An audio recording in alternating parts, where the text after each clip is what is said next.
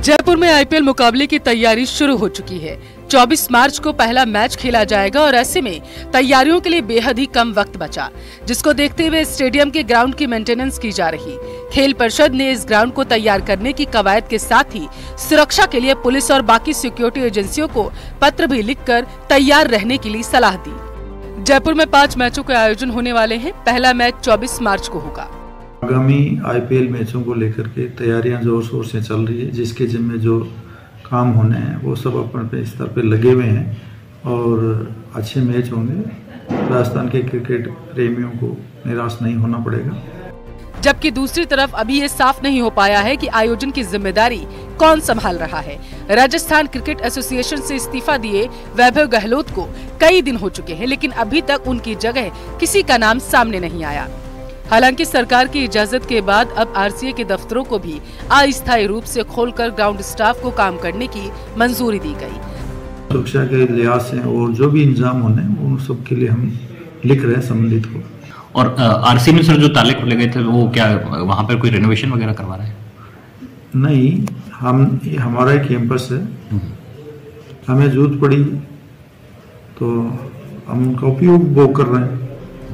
Stadium ground की maintenance की जा रही है। दूसरी तरफ आरसीए के रजिस्टर सहकारिता की तरफ से 5 बिंदुओं पर जांच की जा रही है।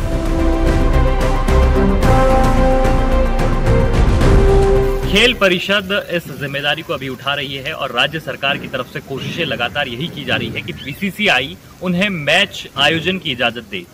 लेकिन अब बीसीसीआई के पाले में यह गेंद है कि वह आयोजन की स्वीकृति खेल परिषद यानी कि सरकार को देती है या फिर नहीं।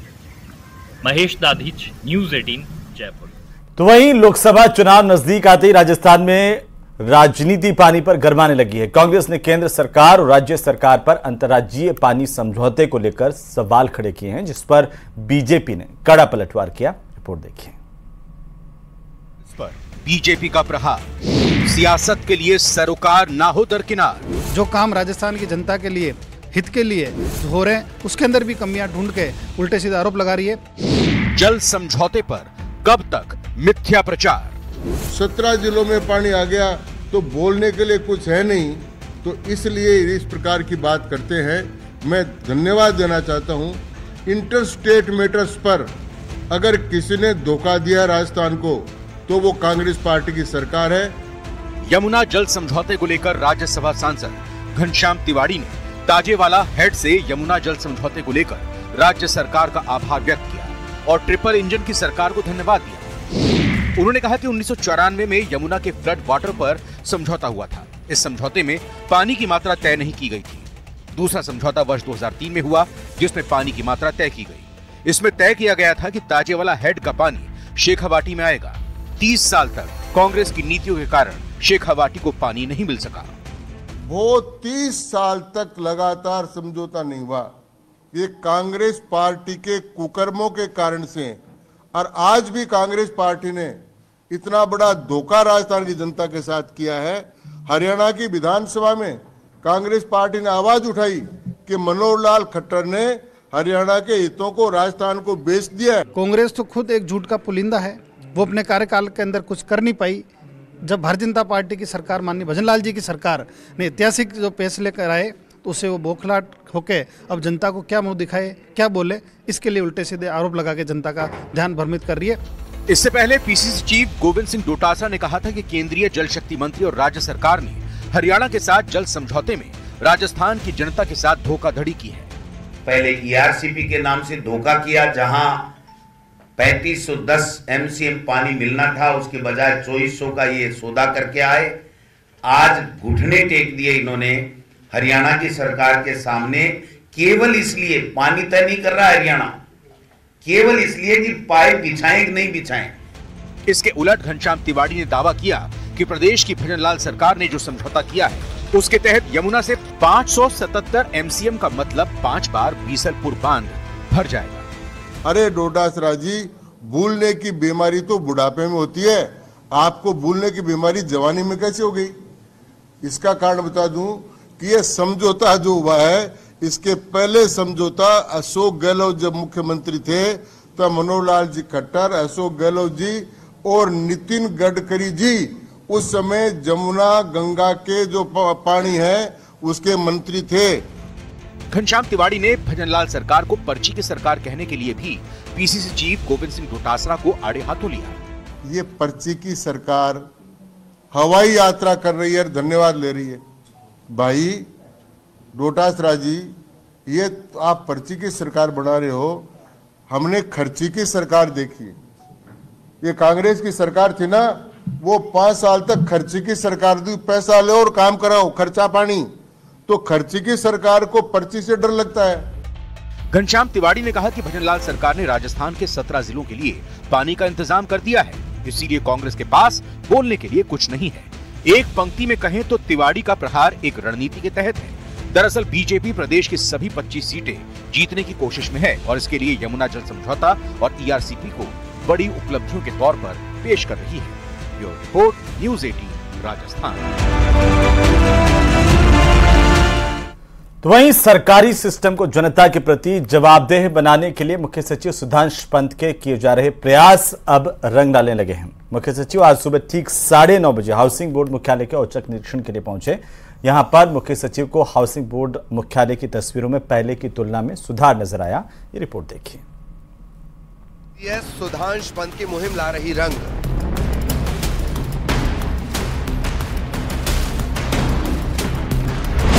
बदल रहा दफ्तरों का ढंग।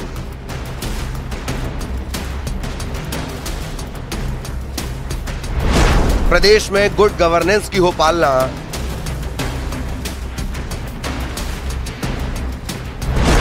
जनता को दिक्कतों का नहीं करना पड़े सामना। सामने जब प्रदेश का सबसे बड़ा अफसर हो तो कहने सुनने के लिए खास कुछ रहता नहीं। सामने वाला चुप्पी छोड़िए हर सांस का हिसाब लगा सकता है, अगला पिछला सब बता सकता है।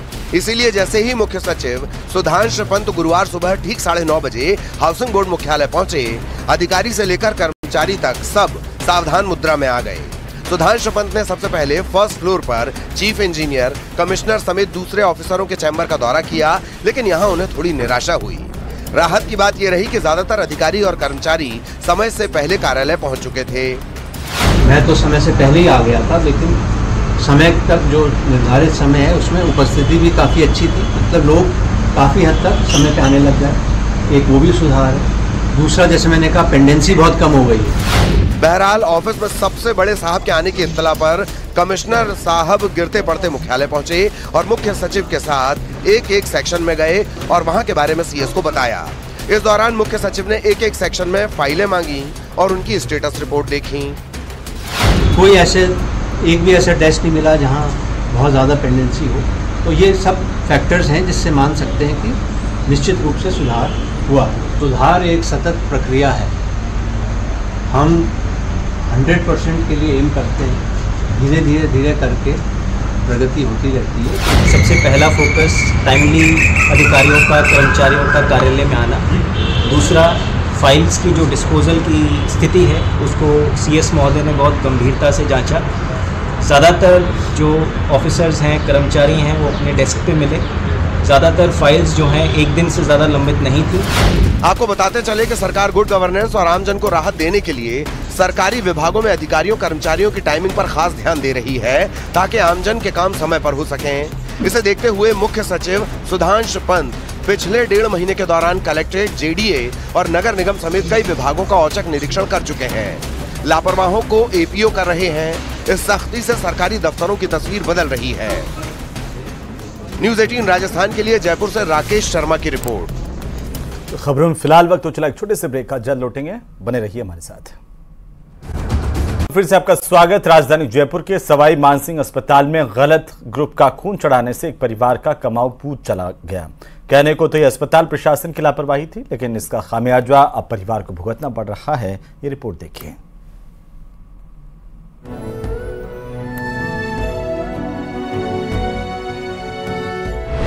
कमाऊ पूत की मौत, संकट में परिवार। डॉक्टर ले गया साहब, आगू तो बस मार दियो बस। उधार लेकर किया अंतिम संस्कार।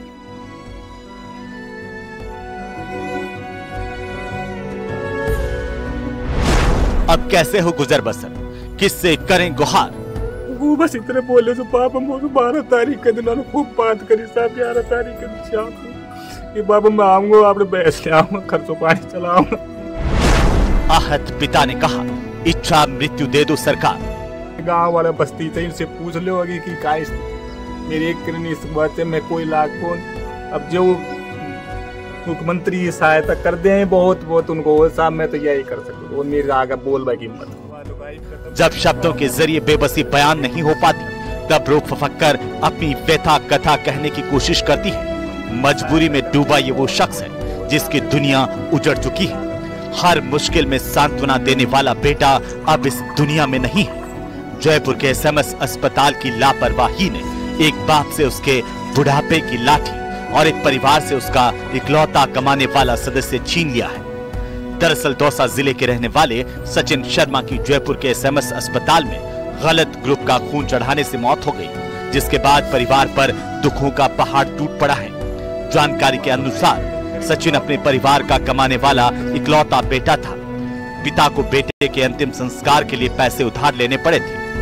मैंने फिर एसओएस में जांच करवाई तो मेरी एक किडनी तो खराब निकली, दूसरी किडनी में 13 mm की पथरी सी। फिर उन्होंने कि भाई वो करवानी पड़ेगा या निकलवानी पड़ेगी, उन्होंने पैसा गुंजा। फिर हमने क्रेडिट कार्ड उठवाए जो, और साहब का खर्चा पानी के लिए पैसा हो जाएंगे अरमन की माँ के लिए जो 1000 साहब वो मैंने मेरी जगह खंदाई दी, मैं तू माँ काम कर ले। सचिन के पिता ने कहा कि बीमारी के कारण मेरी दोनों किडनी फेल हो गई थी, जिसके कारण घर का खर्च चलाने में दिक्कत हो रही थी और खेती के लिए लिया गया लोन भी नहीं चुका पा रहा था। इसके लिए सचिन अपने पिता के स्थान पर काम करने के लिए कोटपूतली गया था, लेकिन दुर्घटना में सचिन घायल हो गया, जिसके बाद उसे एसएमएस अस्पताल में भर्ती करवाया गया। परिवार के मुताबिक सचिन को सिर्फ हल्की चोट आई थी, लेकिन सचिन एसएमएस अस्पताल के कर्मचारियों की लापरवाही की भेंट चढ़ गया। वहाँ एसएमएस अस्पताल की कंडीशन ये है कि वहाँ पर देखने के लिए कोई भी डॉक्टर नहीं आता है वार्ड में। केवल वहाँ के जो एसएमएस कॉलेज के जो first year, second year, third year के लड़के हैं वो ही मरीजों को संभालते हैं, सारा ट्रीटमेंट वो ही करते हैं। कोई भी कंडीशन होती है उसकी फ़ोटो या फिर लिखित में व्हाट्सएप पे वो करते हैं और वहाँ से डॉक्टर का जो जवाब आता है वही ट्रीटमेंट मरीज को दिया जाता है। जवान बेटे को खो चुके पिता की आंखें पथरा गई हैं। पिता को अफसोस हो रहा है कि अगर वे अपने कलेजे के टुकड़े को कोटपूतली नौकरी करने नहीं भेजते तो आज उनका लाल उनकी आंखों के सामने होता। मन ही मन सचिन के पिता को ये बात कचोट रही है कि उन्होंने क्यों उसे नौकरी पर भेजा। आपको बताते चले कि फ्लोराइड युक्त पानी के कारण सचिन के पिता की दाईं किडनी डैमेज हो चुकी है, जिनका अस्पताल में इलाज चल रहा है। पीड़ित के पिता महेश ने बताया कि उनकी बीमारी के कारण अपनी जगह सचिन को 9000 के वेतन पर पेट्रोल पंप पर चपरासी लगवाया, लेकिन उन्हें क्या पता था इस नौकरी के बाद उनका बेटा हमेशा हमेशा के लिए चला जाएगा। बहरहाल सचिन के परिजन कह रहे हैं कि जयपुर में जब उन्होंने एसएमएस के आगे धरना दिया तो उन्हें वहां से पहला फुसलाकर भेज दिया गया, लेकिन बाद में किसी ने सुध नहीं ली। सर, हम सभी गाँव वासियों ने और समाजवासियों ने मिलकर के उनके सामने प्रस्ताव रखा था कि पीड़ित परिवार को 1 करोड़ रुपए और सरकारी नौकरी दी जाए और जिनकी भी लापरवाही है डॉक्टरों की उन सबको बर्खास्त किया जाए। लेकिन वहाँ पर जो भी विधायक एमएलए आए उन्होंने हमें कोई आश्वासन नहीं दिया, केवल लीपापोती करके और हमको दाने से उठा दिया। लापरवाही के खिलाफ कड़ी कार्रवाई की मांग कर रहा सचिन का परिवार अपने भरण पोषण के लिए सरकार से मदद की गुहार लगा रहा है। देखना है सरकार इस गुहार पर कब गौर फरमाती है। डॉक्टर ले गया साहब, आगू तो बस मार दिया बस। न्यूज़ 18 राजस्थान के लिए दौसा से आशीष शर्मा की रिपोर्ट। और इसी के साथ इस बुलेटिन में फिलहाल इतना ही। आप देखते रहिए न्यूज़ 18 राजस्थान। नमस्कार।